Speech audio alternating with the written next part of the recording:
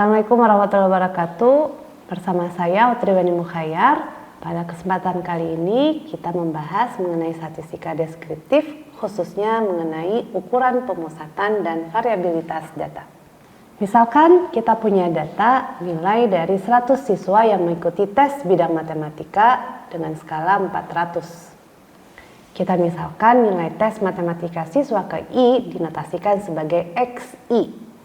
Dan kita kurungkan subskripnya, maka kita menemukan X ke I itu adalah nilai minimum ke I dari data yang kita amati. Sudah kita temukan bahwa nilai terendah atau minimum 194, nilai minimum kedua 196, dan maksimumnya adalah 329. Ukuran pemusatan data merupakan statistik yang memberikan informasi terkait dengan tempat atau data terkumpul dengan ukuran atau jumlah tertentu. Ada banyak statistik yang menunjukkan ukuran pemusatan ini, yaitu yang paling populer adalah rata-rata. Dan kita tahu bahwa rata-rata dapat diperoleh dengan menjumlahkan semua data dan kita bagi dengan ukuran data atau N. Dan dinotasikan sebagai X bar jika kita memiliki data X1 hingga Xn. Kemudian kita juga tahu modus adalah nilai yang paling sering muncul. Ini juga merupakan ukuran pemusatan data. Ukuran pemusatan data lain yang cukup terkenal adalah median atau yang sering kita sebut sebagai kuartil tengah. Kuartil tengah bermakna bahwa ia membagi data sebanyak sama banyak sebelah kiri dan sebelah atas atau sebelah kanan kita. Kemudian ada kuartil bawah yang membagi data dengan posisi 25% nilai terendah dengan 75% nilai tertinggi. Dan lawannya adalah kuartil atas. Dan ketiga ini adalah ukuran dari yang kita sebut kuartil setelah membagi data kita 4 sama banyak. Dengan catatan data sudah terurut. Selanjutnya jika kita membagi dengan 10 bagian data kita, maka kita akan menemukan desil ke K atau dinotasikan sebagai DK.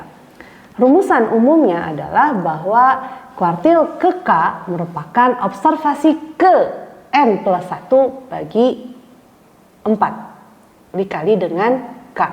Jadi kalau untuk kuartil kedua, maka kita menemukan observasi ke N plus 1 bagi 2 sebagai posisi dari median. Kuartil ketiga berarti observasi ketiga dikali N plus 1 dibagi 4. Dan seterusnya. Begitupun dengan desil, jika kita ingin mengetahui di mana posisi dari desil ke K, maka adalah observasi yang sudah terurut ke K dikali N plus 1 dibagi 10. Begitupun mencari nilai persentil, berarti kita akan bagi ia dengan 100. Jika per mil bagi dengan 1000 dan seterusnya. Selain semua ini, kita juga punya minimum dan maksimum sebagai ukuran pemusatan data. Ukuran pemusatan data merupakan statistik yang memberikan informasi terkait tempat data terkumpul dengan ukuran atau jumlah tertentu. Ada banyak statistik yang menjadi ukuran pemusatan data. Yang sudah kita kenal adalah rata-rata atau dikenal juga dengan rata atau min. Jadi kalau seandainya kita punya data X1, X2 hingga Xn, maka rata-rata dinotasikan sebagai X bar, yang mana X bar itu adalah 1/n dari jumlahan dari semua observasi kita, X1 tambah X2 hingga X ke N. Selanjutnya kita punya modus sebagai nilai yang paling sering muncul. Kemudian kita punya kuartil, yaitu dengan membagi data kita sebanyak 4 sama banyak setelah diurutkan. Dan kita akan memiliki 3 pembatasnya yang kita sebut sebagai kuartil bawah, kuartil tengah, dan kuartil atas. Dengan rumusannya adalah kuartil ke K adalah observasi ke K kali N plus 1 dibagi 4. Dengan kata lain, jika kita punya kuartil bawah yaitu Q1, maka kita akan menemukan posisinya adalah observasi ke 1 dikali N plus 1 bagi 4. Hingga kalau kita ingin menghitung kuartil tengah, itu adalah kuartil kedua, yaitu observasi ke N plus 1 dibagi 2, dan seterusnya.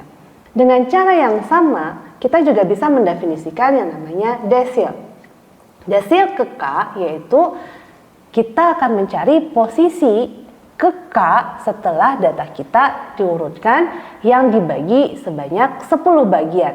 Sehingga desil ke K adalah observasi ke K dikali N plus 1 dibagi 10. Dapat kita analogikan jika kita memiliki persen atau per mil, maka kita akan bisa menghitung misalkan persentil ke K, artinya kita akan membagi data kita sebanyak 100 bagian sama banyak. Sehingga posisinya adalah observasi ke K dari N plus 1 seperti halnya kuartil maupun desil, dan dibagi karena dia adalah persentil berarti dibagi 100. Dengan demikian kalau kita mau menghitung per mil, rumusannya juga sama tapi dibagi dengan 100 seperti itu. Sebagai contoh, untuk data yang kita miliki tadi yaitu data dari tes matematika siswa kita sebanyak 100 orang, maka kita akan memperoleh nilai modusnya adalah 255, rata-ratanya 260,84, minimumnya 194, dan maksimumnya 329. Jadi yang perlu diperhatikan dalam ukuran pemusatan data adalah mana statistik yang menunjukkan data yang harus diurutkan terlebih dahulu, yaitu diantaranya kuartil, persentil, desil, minimum, dan maksimum. Adapun rata-rata dan modus itu tidak perlu diurutkan. Misalkan kita punya data dari 12 siswa, X1 hingga X12. Dan jika diurutkan, maka kita punya 207, 208 hingga 306 dari minimum hingga maksimum. Perhatikan bahwa mereka memiliki notasi yang berbeda, dikurung dan tidak dikurung. Untuk yang data diurutkan, maka kita akan memiliki penulisan dengan pengurungan pada di subskripnya, seperti itu, dan seterusnya. Nilai minimum adalah X1 kurung X kurung 1 hingga maksimum adalah X kurung 12. Secara umum X ke K itu tidak sama dengan data yang sudah diurutkan. Jadi XK atau X1 misalkan tidak sama dengan X kurung 1 yang menunjukkan nilai minimum. Jadi perhitungannya dapat dilakukan dan kita akan peroleh seperti ini. Jadi median ini posisinya adalah membagi dua data kita sama banyak, dari 50% nilai terkecil dan 50% terbesar. Dan jika kita memiliki data sebanyak 12 banyaknya, maka posisinya adalah observasi ke-6,5. Artinya posisi ini berada di antara posisi ke-6, urutan ke-6 dan urutan ke-7. Dengan demikian, Q2 dapat dihitung sebagai observasi ke-6 ditambah dengan setengah dari selisih antara yang mengapitnya, yaitu observasi ke-7 dan observasi yang ke-6. Sehingga kita akan menemukan observasi ke-6 itu adalah 254, observasi ke-7 262, dan selisihnya dengan 254 itu adalah 4, dan kita akan memperoleh median kita adalah 258. Dengan cara yang sama, kita akan menemukan jika menghitung kuartil ketiga sebagai observasi ke-3 dikali 13/4 atau observasi 39/4 sama dengan observasi 93/4. Berarti kita akan mencari di mana observasi yang sudah terurut ke-9. Dalam hal ini adalah 789 279. Berarti ini adalah observasi ke-9 ditambah 3/4 selisih dari observasi ke-10 dengan observasi ke-9. Dan itulah nilai dari kuartil yang ketiga, seperti itu. Mean, median, dan modus ini bisa diinterpretasikan sebagai posisi keseimbangan untuk rata-rata, posisi tengah untuk median, dan posisi di mana kita memperoleh nilai maksimum untuk modus. Nah, untuk kuartil kita dapat menghitung data kita dengan mengurutkannya terlebih dahulu, dan kuartil ini membagi data sebanyak 4 sama banyak, 25% terendah, 25% berikutnya, hingga 25% tertinggi. Di mana ia akan dibatasi oleh Q1 25% terendah dengan 75% tertinggi, Q2 atau median 50%, 50%, dan Q3 75% di bawah dan 25% di atas. Perhitungannya seperti yang sudah dijelaskan sebelumnya. Jadi untuk Q1 jika kita punya ukuran data adalah 12, maka Q1 adalah 12 plus 1/4 posisinya yang sudah diurutkan. Atau observasi 3/4. Observasi ketiga ditambah dengan 1/4 dari selisih yang mengapitnya. Dalam hal ini adalah observasi keempat dan observasi ketiga.